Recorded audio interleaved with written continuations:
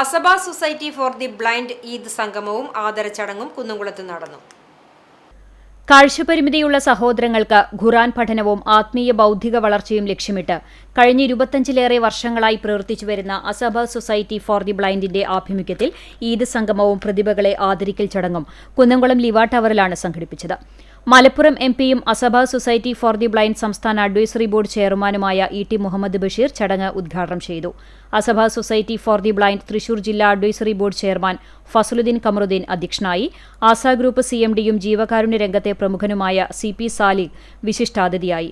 കുന്നംകുളം നഗരസഭാ ചെയർപേഴ്സൺ സൗമ്യ അനിലൻ മുഖ്യാതിഥിയായി പങ്കെടുത്തു.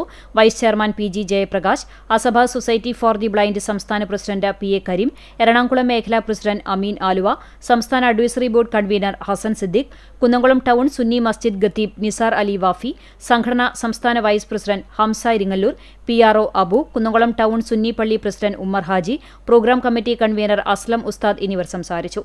അസബ society for the blind Kunnamkulam പ്രതിനിധി നസീമുദ്ദീൻ മാസ്റ്ററുടെ പ്രാർത്ഥനയോടെ ആരംഭിച്ച ചടങ്ങിൽ അഖില കേരള ഖുർആൻ പാരായണ മത്സരത്തിൽ കാഴ്ചപരിമിതി വിഭാഗത്തിൽ 1, 2, 3 സ്ഥാനങ്ങൾ കരസ്ഥമാക്കിയ വിദ്യാർത്ഥികളെ ക്യാഷ് അവാർഡും ഉപഹാരവും നൽകി ആദരിച്ചു.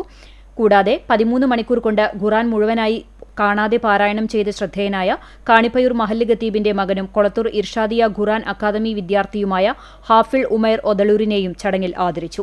വിവിധ കലാപരിപാടികളും അരങ്ങേറി. ഖുർആൻ തന്നെ അതിൻ്റെ സൈസൊക്കെ നോക്കുകയാണെങ്കിൽ വലിയതായി. എന്നാൽ ടെക്നോളജി ധാരാളമായിട്ട് ഉപയോഗപ്പെടുത്തിയ മാറ്റങ്ങൾ വന്നപ്പോൾ അതിൻ്റെ നിർമ്മാണം തന്നെ വളരെ മോഡേണായിട്ട് ഉയർത്തിക്കൊണ്ടുവരാൻ കഴിയും.